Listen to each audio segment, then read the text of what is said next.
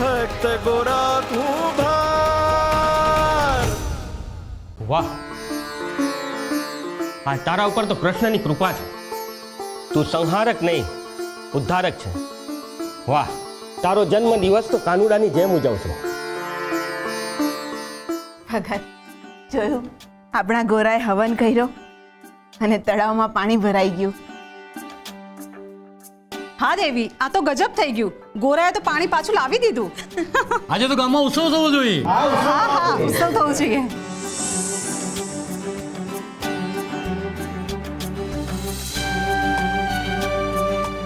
આજે તો માધવપુર ગામમાં ઉત્સવ ઉજવા છે. વર્ષો પહેલા મેં કહ્યું હતું, ગોરાનું મુખ જોવાથી મૃત્યુ થશે કે પછી હોનારત આવશે.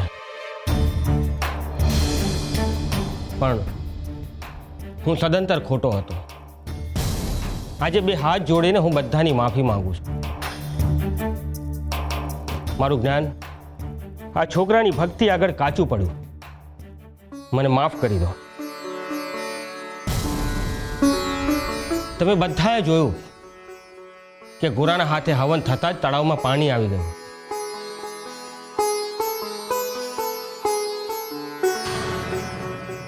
આ તો કૃષ્ણની કૃપા કહેવાય. આ છોકરો કૃષ્ણનો પ્રસાદ છે, એટલો એનો જન્મ દિવસ ખૂબ ધામધૂમથી ઉજવાશે, કૃષ્ણ જન્મની જેમ.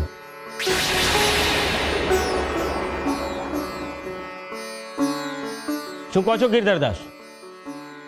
હા હા, કેમ નહીં. હે માં, આજે મારો જન્મદિન કાનુડાને જેમ ઉજવાશે.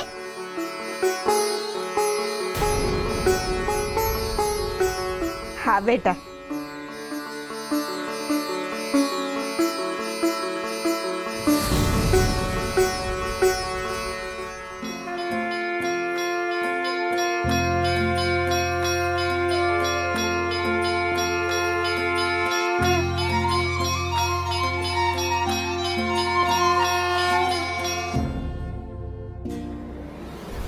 આટલા તૈયાર થઈને ક્યાં ચાલ્યા નાથ?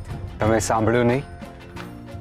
મારા ભક્તનો જન્મદિવસ ઉજવવાનો છે, તો મારે તો જવું જ પડશે ને. ભક્તને ભેટ શું આપશો નાથ?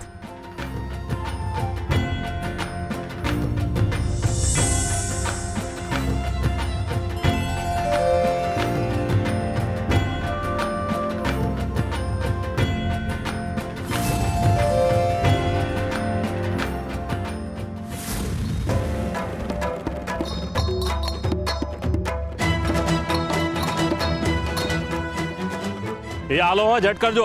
આપણા ગોરાનો જન્મદિન કાનુડાના જન્મદિનની જેમ ઉજવવાનો છે. હા હા હા, હા હા, કરો કરો હો તમે. હા,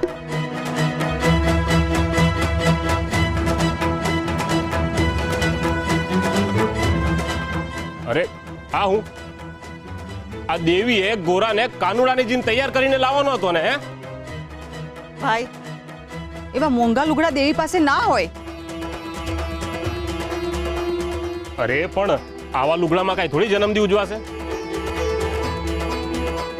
આ ગોરાનો જન્મદિન કાનુડાના જન્મદિનની જેમ ઉજવવાનો છે. હા,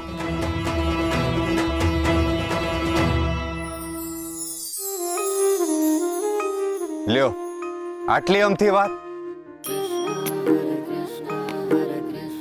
આ રહ્યા કપડા. આ છોકરાને કાનુડાની જેમ જ તૈયાર કરવાનો છે ને.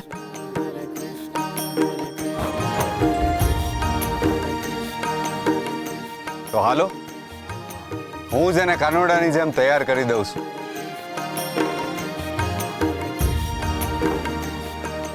હાલ છોકરા.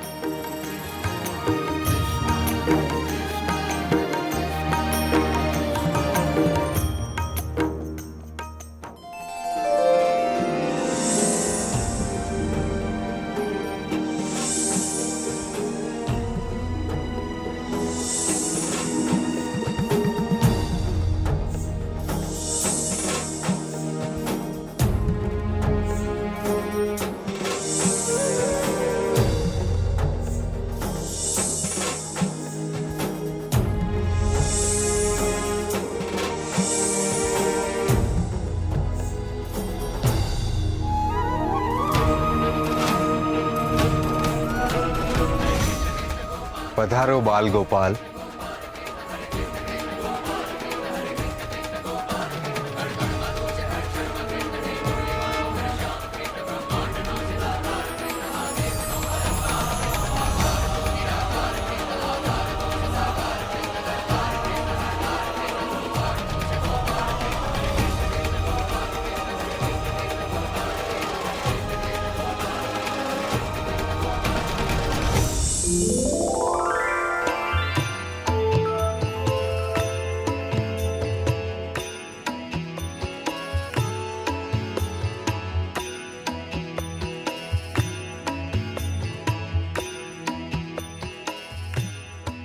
નંદ ઘેર આનંદ ભયો, જય કનૈયા લાલ કી. હાથી ઘોડા પાલ કી, જય કનૈયા લાલ કી.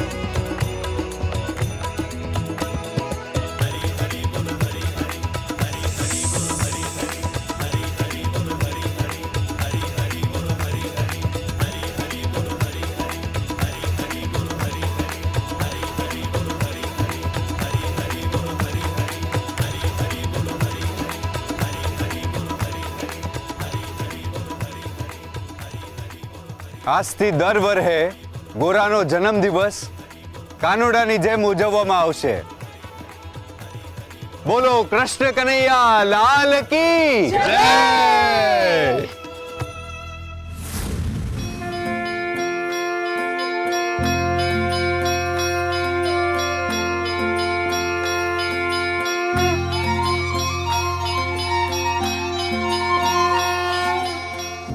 પછી કાનુડાની જીત થઈ હે ને? હા, આપણી અંદર પણ એક કાળિયો નાગ રહેતો હોય છે. એ પણ આપણી પાસેથી પાપ કર્મ કરાવે છે. પાપ કર્મ? પાપ કર્મ એટલે શું? પાપ કર્મ એટલે ખોટા કર્મ, જેમ કે ચોરી કરવી, લૂંટ કરવી, જુઠ્ઠું બોલવું, કોઈને તકલીફ આપવી, આ બધા જ પાપ કર્મ કહેવાય. કોઈના વિશે ખરાબ વિચારીએ તો એમાં પણ પાપ કર્મ બંધાય. તો પછી આવું કામ ન કરે. કર્મ એવું કરવું જેનાથી ધર્મ સચવાય, આપણો અને બીજાનો ઉદ્ધાર થાય. ઉદ્ધાર એટલે શું? ઉદ્ધાર એટલે ઈશ્વરને રાજી કરવા, આપણા મનને શાંતિ અને આનંદ મળે એવા જ કાર્યો કરવા. પણ એવા કાર્યો કયા કહેવાય? કોઈની મદદ કરવી, કોઈને તકલીફમાંથી બહાર લાવવા, બધા માટે સારું બોલવું અને સારું વિચારવું, આ બધા જ પુણ્યના કર્મ કહેવાય. એનાથી ઈશ્વર ખુશ થાય. કૃષ્ણ ખુશ થાય? હા. તો પછી મારે આવું કામ કરવું છે, મારે લોકોની મદદ કરવી છે. એના માટે મારે શું કરવાનું? તને સૌથી વધારે શું કરવું ગમે? મને તો વાર્તા સાંભળવી બહુ ગમે. એમાં તો જો કૃષ્ણની વાર્તા હોય ને તો બહુ મજા આવે. બાપા મને કૃષ્ણની વાર્તા કહેતા હોય ને એટલે મને પથારીમાં તરત જ નીંદર આવી જાય. વાહ, આ તો બહુ સરસ કહેવાય. પથારીમાં પડતાની સાથે જ ઊંઘ આવી જાય, એના જેવું બીજું એકેય સુખ નહીં. આ દુનિયામાં બધા જ લોકો અલગ અલગ પીડાથી પીડાતા હોય છે. કોઈને કાવડિયાનું દુઃખ છે તો કોઈને અન્નનું, કોઈ બીમાર છે તો કોઈ પોતે જ કરેલા કર્મોથી માનસિક રીતે પીડાય છે. બધાના દુઃખ અલગ અલગ છે, પણ બધાનું પરિણામ એ પીડા છે. અને આ પીડા જ સવારનું સુખ અને રાતની નીંદર હણી લે છે. પણ એ લોકોને નીંદર ન આવે. બેટા, એવા કેટલાય લોકો છે જે નીંદર માટે વૈદ્યનો સહારો લે છે, નિત નવા અખતરા કરે છે, છતાંય કોઈ ઉપાય મળતો નથી. તો એ લોકોને પણ વાર્તા સાંભળવી જ જોઈએ ને. સાંભળવી તો જોઈએ, પણ વાર્તા કરશે કોણ? આજના સમયમાં લોકો પાસે બે ઘડી વાત કરવાનો પણ સમય નથી, તો વાર્તા તો બહુ દૂરની વાત છે. મારી પાસે સમય છે. હું કરીશ એ લોકોની વાર્તા, એટલે એ લોકોને નીંદર આવી જશે. હા. ઓ કાકા, બહુ તાપ પડે છે, લ્યો પાણી પી લો. અરે પાણી તો પી લ્યો.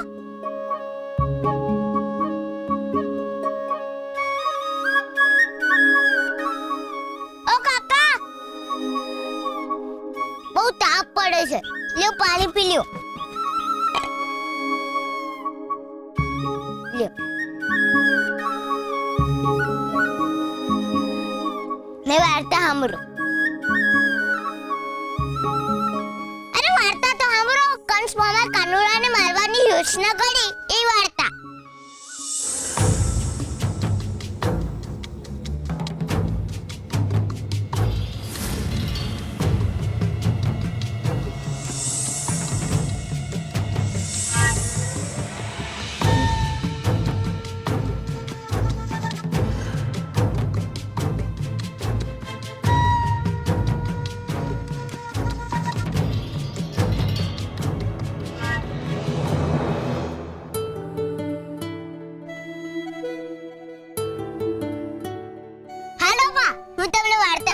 પછી તમને મજાની નીંદર આવી જશે. મારે ન સાંભળી કઈ વાર્તા.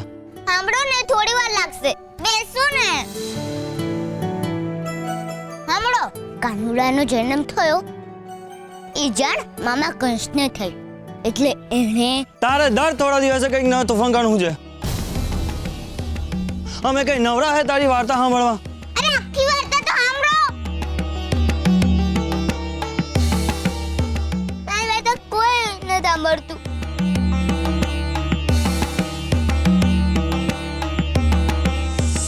અરે તમે તો આવો ને કાકા. તમે તો આવો કાકા. આવો ને કાકા. આવો ને કાકી. આવો ને. આવો ને દાદા. મારી વાર્તા કોઈ ન સાંભળતું. જો મારી વાર્તા કોઈ નહીં સાંભળે તો હું પુણ્ય કાર્ય કેમનો કરીશ? કૃષ્ણને રાજી કઈ રીતે કરીશ? ઘેર હોયો જા ગોરા, તારી વાર્તા સાંભળવા કોઈ નહીં આવે. આવશે સુરા, તું આવું ન બોલ. મેં કીધું ને, કોઈ નહીં આવે. સુરા, સુરા, ઉભો રે, ઉભો રે, ઉભો રે, ઉભો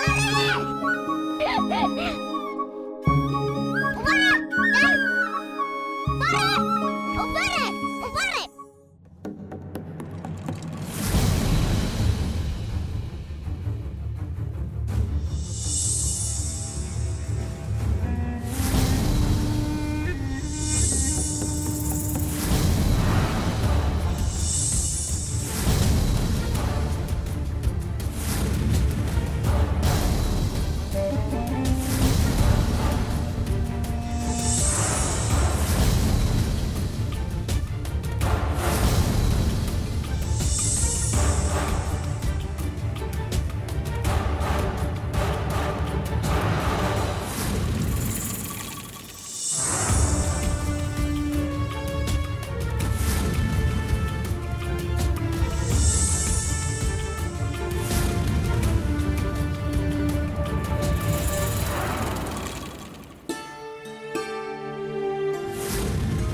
આવું શું કરે છે સુરા? મારો ભાઈ નહીં? મારી વાત સાંભળ ને. હા ભાઈ, બોલ. સુદામા ને કાનુડો પાક્કા ભાઈબંધ હતા. જેમ હું ને કેશુ છીએ ને એવા. સુદામા કાંઈ ન બોલે ને તો એ કાનુડાને હંધુય સમજાઈ જાય. અને એક દી કેવું થયું તને ખબર છે કે સુદામા પાસે ખાવા માટે કાંઈ નહોતું. પછી સુદામા બહુ દુઃખી થઈ ગયા. પછી એ બાજુના ઘરમાંથી થોડા ચોખા લઈ આવ્યા. પછી કાનુડાને મળવા એમના મહેલમાં ગયા. પણ સુદામા તો બહુ ગરીબ હતા એટલે. એ છોકરા, આ કોણ બોલ્યું? એ આની લવારી કરે છે. આ લવારી ના વાર્તા છે. એક તો યાર નિંદર ન થાવતી અને તું તારી બકબક કરે છે. ભાગ ની તો દિવાળી રાખે. ભાગ દે. હાલ ઘોડા ભાગ. હાલ ભાગ, ભાગ. માં, બાપા, આ ગોરાને સમજાવો ને. મને જવા દે, મારો હાથ છોડ. હું થયું? અને સુરા એનો હાથ કેમ પકડો તો તે? બાપા, ગોરા ગામના ચોરે બેહીને અંધાઈને વાર્તા સંભળાવે છે. હેરાન નથી કરતો, હું તો એમને વાર્તા કહેતો હતો. અને એક કાકાએ તો એનો કલબલાટ સાંભળીને અમને ભગાડી મૂક્યા.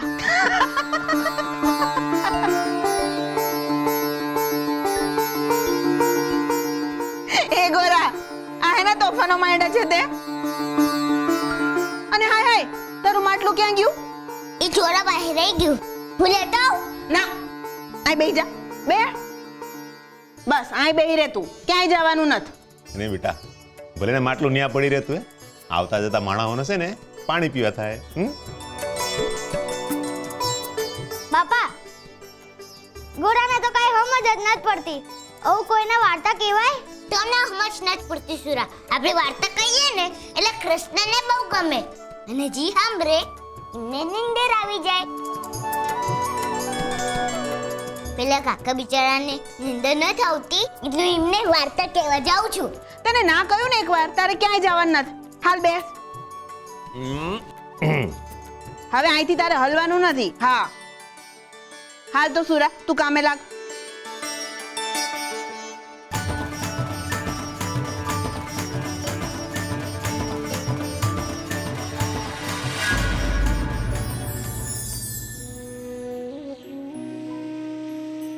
તકલીફ પડે એટલે અવાજ ઉઠે.